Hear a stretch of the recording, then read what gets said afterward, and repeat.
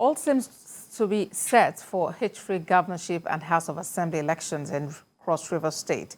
The resident electoral commissioner in the state, Professor Gabriel Yomere, says everyone participating in the election has learned one thing or the other from the just concluded presidential elections and will surely perform better this time. TVC News' Tolulope Ogunjobi has details. Now, gathered in this room behind me are polling unit officers and collation officers that will take part in the governorship and House of Assembly elections across the 18 local governments in Cross River State. The message from the Resident Electoral Commission here in Cross River State is straight. They should learn from mistakes of the 25th of February during the presidential and House of Assembly elections and make sure that it doesn't repeat itself. Issues around mutilating figures or corrections that cannot be explained to a satisfactory note will not be condoned. He also says that anybody found wanting will be handed over to security operatives. Anywhere in polling unit where there is overvoting, whoever is there will come and tell us how the overvoting came about. Because the beavers is supposed to accredit people. The beavers cannot create overvoting in itself. If you change figure, we will call for the figure from the polling unit.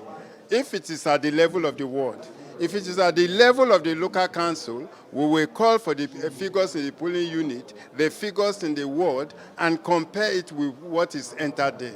And with this, we'll be able to come to the distance. And if we are not satisfied, we hand over the person to the police. Now, away from INEC office to one of the busiest markets in Calabar town, and that's Worth Market. And a cross-section of Crossivarians we spoke to here want the process, that's the electoral process, to take place in a peaceful and, of course, secured environment. Last election was fair and free, no violence, no problems. So we were very happy about that.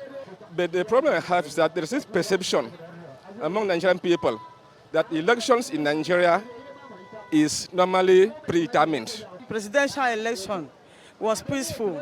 There was no problem. I still believe that same God, that this coming election will be successful without any problem. Politics to me is a kind of a game. If you play, if you fail, you go back and allow the winners to go ahead. I also come together at the tail end of it to see how we can move the state forward.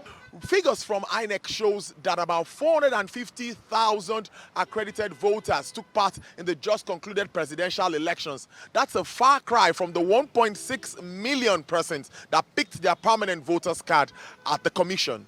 Many think that this story could change tomorrow at the polls. Tolulope Ogunjobi, TVC News, Cross River State.